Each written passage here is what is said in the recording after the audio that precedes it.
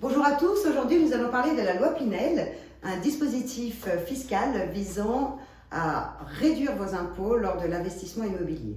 Cette loi Pinel a été instaurée en 2014 par Madame Pinel pour favoriser la construction de logements neufs. Vous l'aurez donc compris, pour en bénéficier, il faut acheter dans un programme neuf et dans un quartier, enfin dans une ville en tous les cas, prioritaire. À Antibes, nous en faisons partie.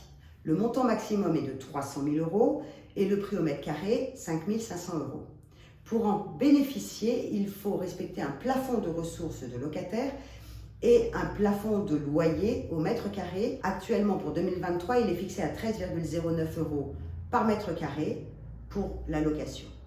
Évidemment, il y a un coefficient multiplicateur qui peut être appliqué, mais il faudrait faire un exemple chiffré pour que ce soit plus parlant pour vous.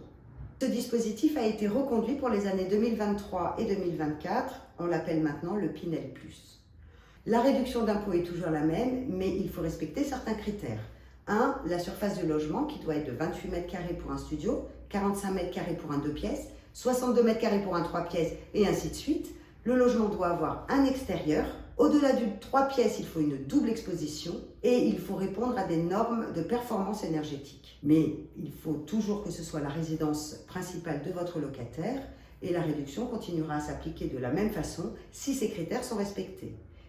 Par contre, dans le cas contraire, la réduction d'impôt qui était de 21% sur 12 ans passera à 17,5% sur 12 ans et au lieu d'avoir 63 000 € de réduction, nous n'aurons plus que 52 500 €, pratiquement 1 000 € de moins par an, ce qui fait une différence notable. Voilà, j'espère que j'ai répondu à vos interrogations sur la nouvelle loi Pinel. N'hésitez pas à m'appeler si vous avez besoin d'éléments complémentaires.